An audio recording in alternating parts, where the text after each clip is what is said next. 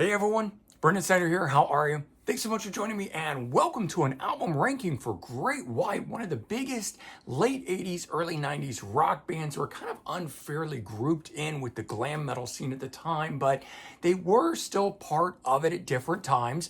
And with the sad news of the recent passing of original frontman Jack Russell on August 15th of 2024 at the age of 63, I thought it'd be a good time to do an album ranking countdown of all 19 studio albums by the band. And you might be saying, wait a minute, I don't think they had 19. And we'll get into that here in just a bit.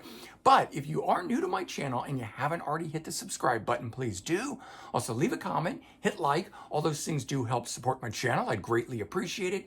And of course, as an added bonus, by turning on notifications, you're going to stay up to date on everything going on in the world of music, just like this, with an album ranking for none other than Great White.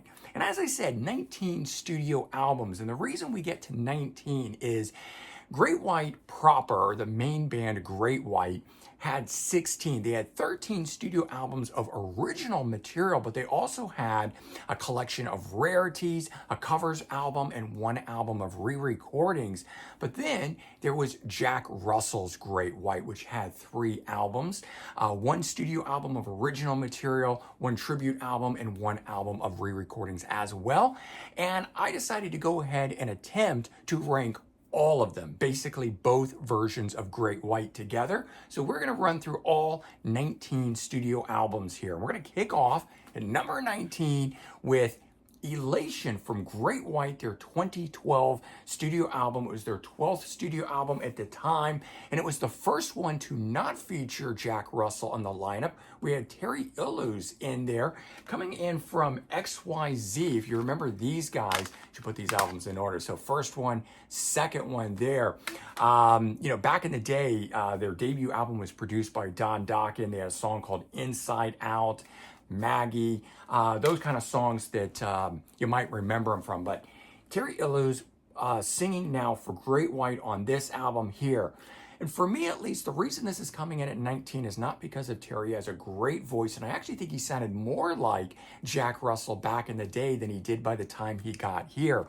But this album as a whole, to me, just did not bring through the characteristics that made up Great White, which was that overly bluesy, hard rock sound, the swagger that Jack Russell brought to it with his vocal stylings, the lyrical content, and the way that it was enunciated and sung and things like that. I just felt were all missing from this one here. So that's why it's coming in last place. Next up, number 18, Jack Russell's Great White with Great Zeppelin 2 from 2021. This was his 3rd studio album and follow-up to Great Zeppelin, the Great White album, which was a live album in tribute to, obviously, Led Zeppelin. So that while that's a live album there, this one here was a studio album featuring, of course, studio renditions of Led Zeppelin songs, some of them repeating, but for the most part, they were new on here. I kind of wish they had been all new.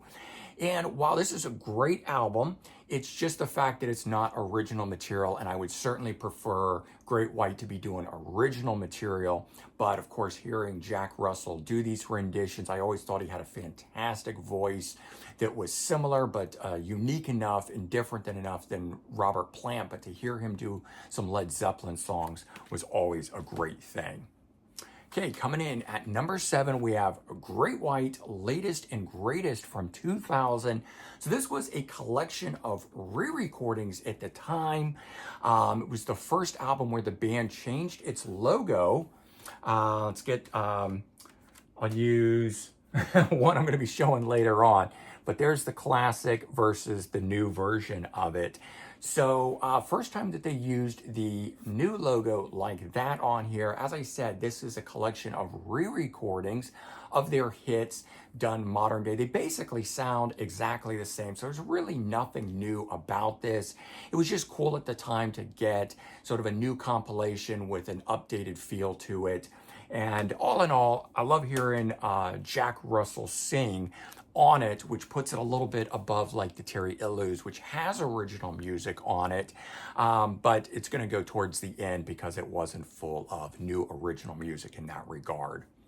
Okay, coming in at number 16, we have Great White Recovery Live on Your Knees, 1987. So this was a collection of early recordings. And yes, live is in the title. There is some live material on here, and I am not ranking the live albums, but the reason I chose to include it is it has the Out of the Night EP on it. So we start with that. That was from 1982.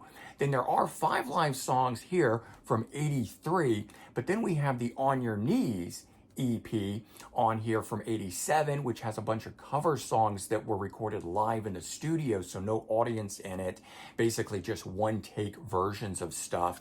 And so because there was the original EP and there was some other studio recordings and things, I decided to go ahead and include this not as a live album, but as an actual release of theirs.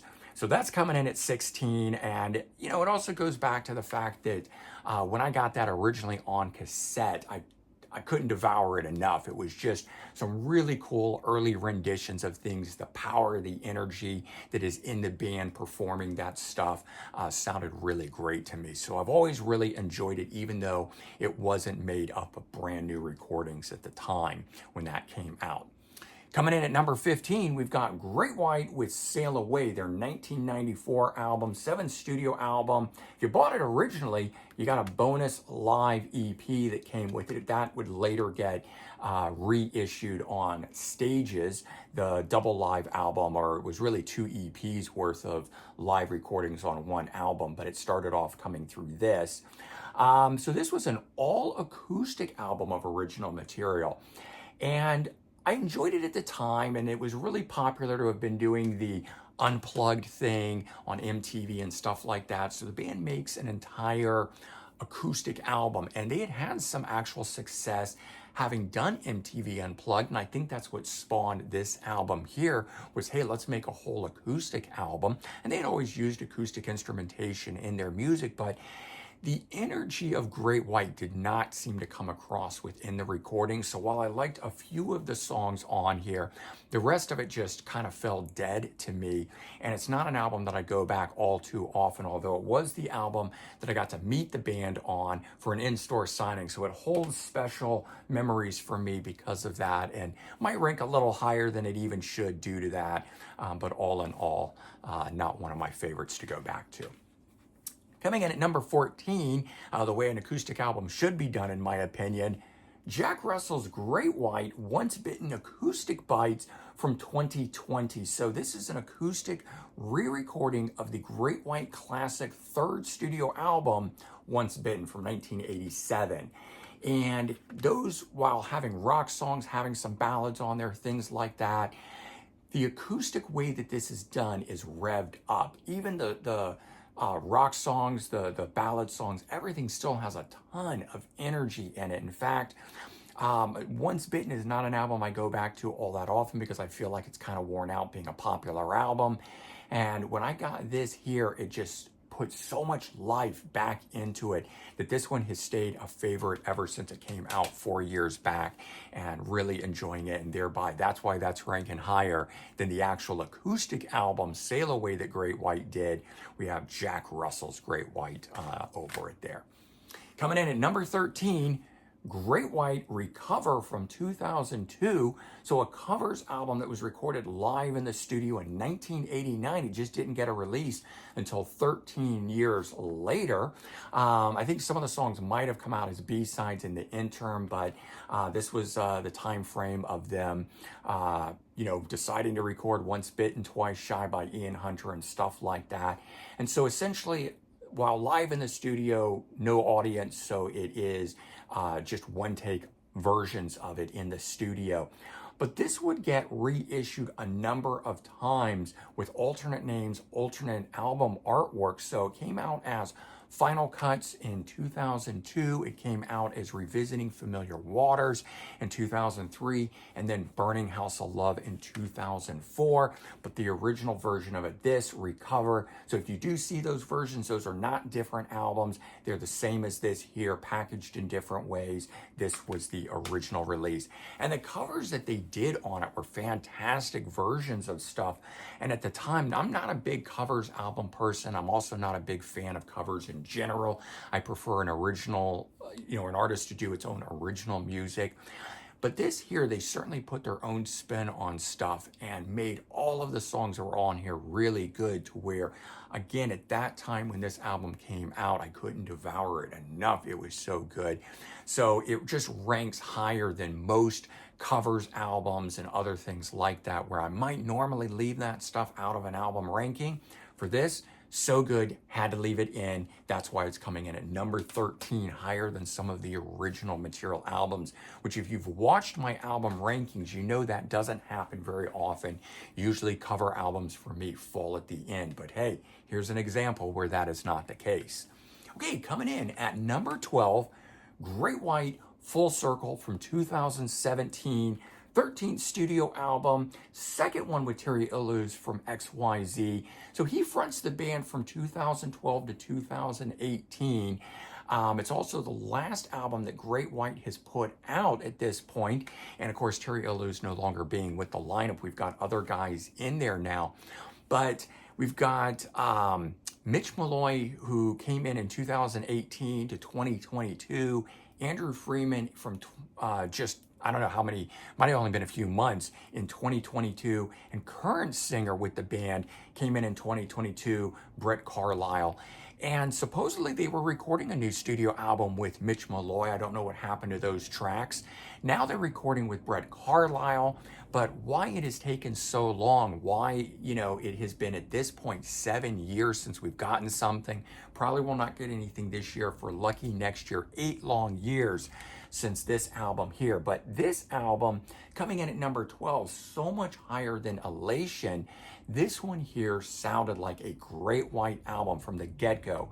Even though we had a different vocalist on this, when I popped this on, it felt like Great White to me. And it is an album I go back to. I still very much enjoy listening to this, even though it doesn't have the amazing Jack Russell on it. And I ultimately prefer Jack Russell's Great White once he left the band. But this album here I did enjoy, and I had wished that Great White would have put out more albums with Terry Ilous, although I'd love to see what they do with a new guy and whether they can hold up to that legacy that Jack Russell set up with the band, especially now that he's gone. Coming in at number 11, Great White Rising from 2009, their 11th studio album. It was their second album following the reunion in 2006, last to feature original frontman Jack Russell. Great album, but didn't really blow me away. Opening track on it, Situation, is a fantastic song, but after that, it's not very memorable. Again, all good stuff, but just kind of run-of-the-mill. And when I say run-of-the-mill, I mean run-of-the-mill for Great White. Still far better than a lot of other bands that are out there, but this one here just doesn't hold my interest overall. And it's kind of the same way for the next one here that comes in at number 10, Great White, Back to the Rhythm from 2007, 10th studio album, and this one here, reunion album following the reformation in 2006. But with this one here, while making it a little bit better, but also making it not quite as good as it could have been, we've got 2 tracks that were originally done for their final album before they hung it up, which was a live album called Thank You Goodnight, The Final Concert in 2002. This had 2 studio tracks on it, Back on the Rhythm and Play On. And so those 2 songs I already knew, and since it wasn't that long between albums, it was 5 years, okay, I guess that's a long time, but, between recordings, the fact that this one here was not only named after a song that had been out for 5 years, but it was a single from the album, and so was the next one, Play On, so they basically just rehashed 2 songs they already had, and the rest of the songs that are on here are actually not as good as those. So the 2 songs that turned out to be best were the 2 that I already knew, and it might be because I had warmed up to those over the 5 years that I was waiting for them to come back and make a return. But all in all, again, I don't go to that album much because it doesn't feel like a fully brand new album. I sort of feel like it was just pieced together out of past material with some new stuff. And so, doesn't rank as high as, say, some of the other stuff we're going to be hitting on right now. Coming in at number 9, we've got Great White, their self-titled release from 1984, debut studio album. And yes, mine is called Stick It because it was also known as that. And it did get released with the alternate album work like this, but the original one was just the regular Great White on black logo there. So this one here is comprised of the original 5 songs from their debut EP in 1982, plus 5 additional songs on it. This is when the band was what I would call a metal band. And they were not yet the swaggery, bluesy, hard rock band that they would grow into. So this is a very different Great White early on. But I do very much like it. Again, they've got so much energy and sort of pizzazz to them that I go back to this and the power that is on this album here. I love their version of the Who song Substitute, which they actually made a video for back in the day. It's a great album though, even though it's not like their later stuff. All right, coming in at number 8, Great White, Can't Get There From Here from 1999. This is their 9th studio album and originally a Japanese-only released album. It later got a larger release, last to feature the classic logo in here before the band would change it on their next release. Of course, Jack Russell's Great White revived it, and I love that fact because I love the classic logo. And so you might have been saying when I mentioned that back with the greatest and latest release, you know, that this was the first time that they changed the logo, and some people might be saying, wait a minute, it's on my Can't Get There From Here album. But the original release of the album had the classic logo. Then the US edition and later editions swapped it over to this new logo. But this was the first time that they had actually changed it. So just want to point that out there before I get a ton of comments claiming that what I'm saying here is wrong. All in all, though, this album here, while more mellow than the stuff that we grew up with them on in the late 80s and early 90s, the classic run of the stuff, this is a really fantastic, solidly written album. To why it's actually ranking so much higher than a lot of the other stuff on here. Opening track, Rolling Stone, is a killer song, but I love the 3rd song on here, Saint Lorraine. Number 5, In the Tradition, is killer. Even the bonus track that's on here that was written with Jack Blades and Don Dokken, The Good Die Young, that's a killer track on here. So it was a great sort of comeback album, even though the band hadn't really gone anywhere. They sort of disappeared and all the industry was changing and everything. And then they made a solid sort of return to the classic sounds on this album and loved it. Okay, coming in at number 7, Jack Russell's Great White. He saw it coming from 2017, so as you see, he revived the classic logo of the band there. And so even though it says Jack Russell's above it, it still looks very much like a Great White album, and I love that he did that because to me, he is the sound of Great White, and without him, it just isn't Great White for me. Not that I don't still like the newer version. You can see I have the 2 albums from the newer version of Great White, but I like this here. And this album here, so debut studio album that Jack Russell put out after whether he left the band or kicked out, that's up for debate amongst, different people that you talk to. But this now is the last and final album featuring Jack Russell, original material from him, because he passed away on the 15th of August at 63. Such a sad thing. We have those 2 other albums, the tribute album of Great Zeppelin 2, and we have the Once Bitten Acoustic Bites, which was a re-recording of acoustic versions for the Once Bitten album. But the only album done as Jack Russell's Great White of original material, this one here, 2017, so many good songs on this.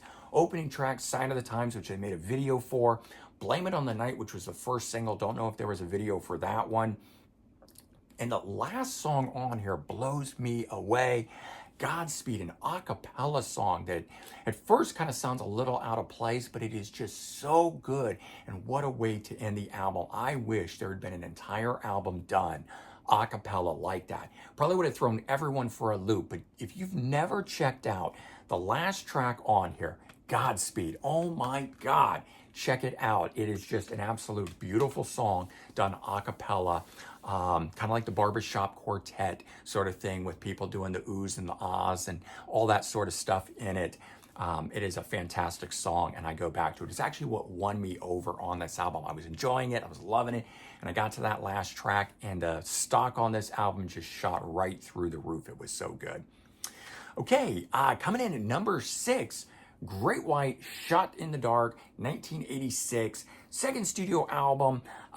This one has the first cover of an Angel song, Face the Day. It's what really started to break the band through. I don't believe that the band had this style of art on this. I think this is a reissue that they did after the next 2 albums came up with this format, and they did this to tie it in here. This is a razor and tie reissue. But all in all, killer album from the band. Not quite yet past that metal hurdle, but the song Face the Day really shows where the band is going to be going. And it's just a good album from the early 80s. Moving on to number 5, though, is one of their later day era albums, Great White, Let It Rock from 1996, 8th studio album, and it was their return to the electric, bluesy hard rock that we know and love them for after the album Sail Away from 1994. So for me, this was a big return to form album. I was so glad that they came back with this after that album. This one is a little heavier, a little more, it's not down-tuned, but darker, I would say, in the way that the chord structure is on some of these songs. All part of the time and era, but still clearly Great White on here. Opening track, My World, is a lot like all the opening tracks that they would give us from these things. If you recall on the previous album, not Sail Away, but the electric one right before this was Psycho City and the song Big Goodbye. It's kind of like that. It's kind of like the song Psycho City, but some really great stuff on here. Second song, Little Mama. They also do track number 10, Ain't No Way to Treat a Lady, which was a song that was on the Recover album itself. And I assume this is done as a full-on studio, not a 2-track recording. But it was kind of interesting to get this here and then later see that version from 1989 pop up there. But just a cool little thing. All right, well, we were just talking about this album. So coming in at number 4, Great White, Psycho City from 1992, an absolutely stellar album that got overlooked at the time due to the era that it came out in with the fall of glam metal, which of course Great White was lumped in with, but the rise of grunge, alternative rock, punk, all of that sort of stuff. So it was their 6th studio album at the time.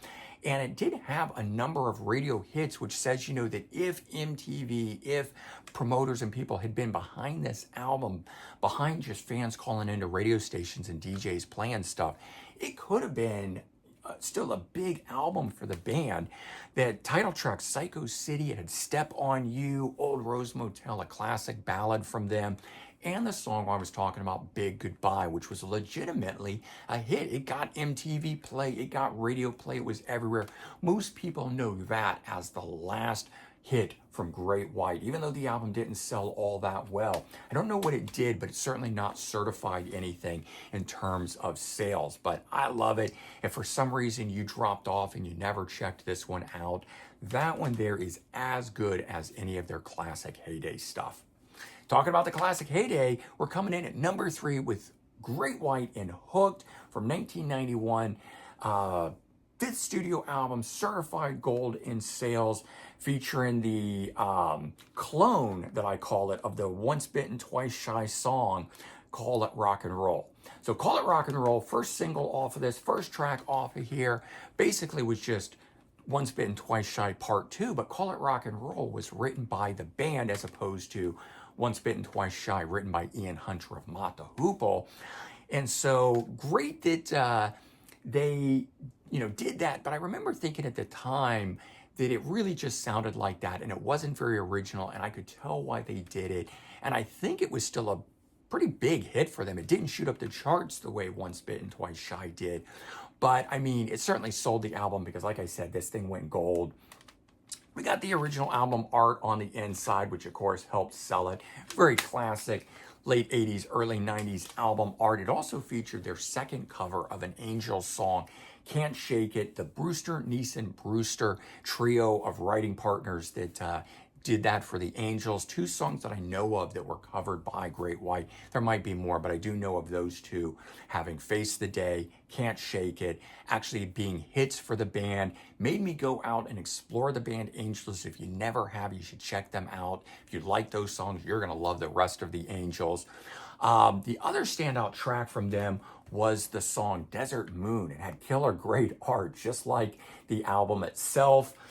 Here, I'll actually show you the one I'd held up before, but have a 2 CD version of it with the original art, but here's the CD single. And the CD single was killer because it had 5 songs on it. You had Train to Nowhere, which was unreleased, Move It Live, House of Broken Love Live, and The Hunter, another unreleased song. So I've kept it in the collection for a long time simply because of that. But I've also got limited edition box set release of it here in the fishnet with what's supposed to be a shark's tooth, but is not.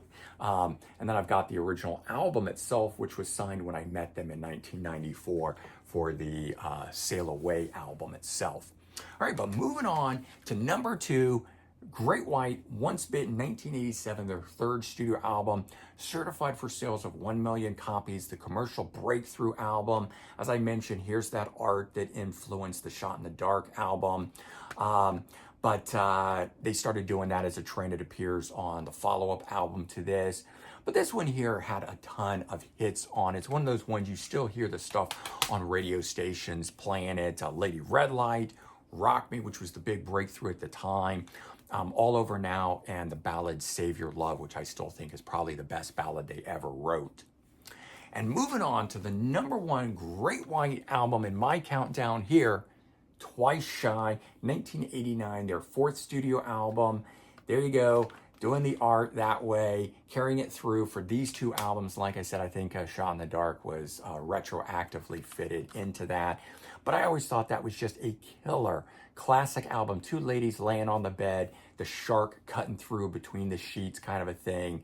I don't know. I just always thought that was absolutely killer. Even more so than this, even though she became kind of famous from having appeared on the album covers and I think she even appeared in the videos at the time. But I love this. This to me is still one of the all-time classic late 80s, early 90s album covers. 1989, this comes out. Certified for sales of 2 million copies. Continued on the previous success from Once Bitten in 87. This one adding in the actual song Once Bitten, Twice Shy, because even though the first album is called Once Bitten, and I don't know if they planned this out at the time knowing they would call the next album Twice Shy and record the song Once Bitten, Twice Shy. Never really heard that story. I do have the biography for Jack Russell. Maybe he'll answer it in there. But the fact that they did that, and the fact that both albums were hugely successful to them, and the second one, Twice Shy, was even bigger than the first one, is just amazing. And so other standout tracks on this, Move It, the Angel song, which went to number 30 on the Billboard Hot 100, so a top 40 hit there. The killer groove of a song, Mr. Bone, House of Broken Love, which I think only went to like number 60 or something, and really should have been a top 10 hit in my opinion. But then the Once Bitten, Twice Shy song, written by Ian Hunter of Mott the Hoople, went all the way to number 5 on the Billboard Hot 100. So that's their highest charting single. Happens to be a cover song, but hey man, Great White having had a top 10 hit, double platinum album, killer stuff from them. All in all, I love Great White. So there you go, my Great White album ranking that includes all 19 studio albums of both versions of the band. Original lineup with Great White itself, plus new lineup, and then Jack Russell's Great White. Altogether, 19 studio albums for you guys.